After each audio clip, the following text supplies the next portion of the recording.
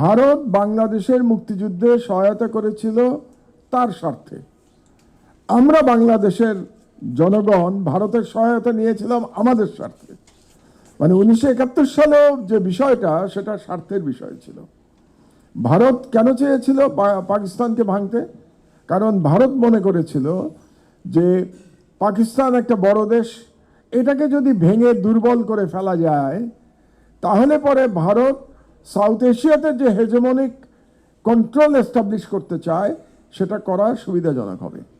এটা একটা রিজন।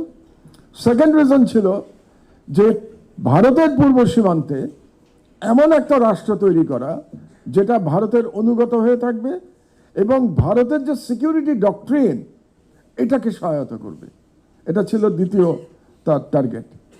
3 নম্বর টার্গেট ছিল যে বাংলাদেশের উপরে যে আলোচনাটা আজকে আমরা করছি, যে ভারত একটা political and economic hegemony establish করতে পারবে।